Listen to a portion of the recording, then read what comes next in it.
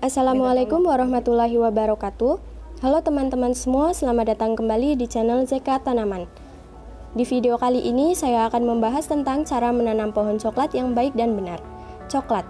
Apakah Anda tahu bagaimana bentuk tanaman coklat sebelum menjadi produk coklat yang biasa kita temukan? Ya, bentuknya seperti pohon. Pohon kakao atau biasa disebut pohon coklat tidak tumbuh di sembarangan tempat. Untuk menanamnya, Anda perlu tahu cara menanam pohon coklat yang benar agar berbuah banyak. Cara menanam pohon coklat yang baik dan benar. 1. Mempersiapkan lahan. Habitat tanaman coklat adalah hutan dengan iklim tropis dengan banyak naungan. Coklat akan tumbuh dengan baik pada tanah yang mengandung humus dengan pH antara 6,1–7. Ketinggian lahan yang baik yaitu 1 sampai 600 mdpl. Akan tetapi, ketinggian lahan yang dipenuhi coklat maksimumnya bisa mencapai 1200 mdpl. Di Indonesia, pohon coklat akan tumbuh subur di daerah yang bercurah hujan lebih dari 3000 mm atau 1700 mm. Pastikan lahan tersebut bebas dari ilalang yang merupakan gulma utama di area pertanian. Persiapkan juga pohon pelindung di area sekitar penanaman pohon coklat. 2. Memilih bibit kakao yang bagus. Ciri bibit kakao yang baik yaitu benihnya sehat, tidak dimakan tungau, bebas dari penyakit, mempunyai daun dan akar batang yang tidak cacat. Bibit kakao bisa didapatkan dengan memanfaatkan biji kakao yang ada, lalu disemai di ladang yang akan ditanam. Cara selanjutnya bisa menggunakan cara vegetatif dengan metode stek atau okulasi untuk mendapatkan bibit yang diinginkan. Bibit kakao yang baik untuk ditanam yang berusia 4–5 bulan. 3. Jarak tanam yang baik.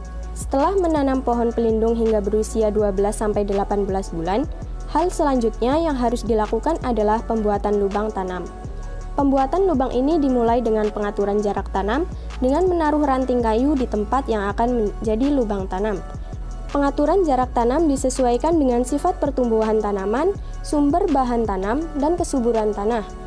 Hal lainnya yang perlu diperhatikan adalah luas tanaman coklat yang biasanya terbentuk. 4. Menanam bibit coklat. Setelah menentukan jarak tanam, penentuan pola tanam juga harus diperhatikan. Penentuan pola tanam bertujuan untuk mengoptimalkan jumlah tanaman per hektar, mengoptimalkan fungsi pohon pelindung, dan meminimalkan kerugian yang timbul pada nilai kesuburan tanah. Pola tanam yang sering digunakan pada perkebunan coklat adalah pola tanam segi empat atau pola tanam berpagar ganda. 5. Memelihara dan merawat tanaman coklat. Setelah menanam bibit, Anda harus rutin memperhatikan tanaman tersebut. Jika ada tanaman yang terserang penyakit atau pertumbuhannya kurang baik, maka harus langsung melakukan penyulaman. Penyiraman tanaman yang baru ditanam juga perlu diperhatikan sesuai kebutuhan dan kondisi tanaman tersebut.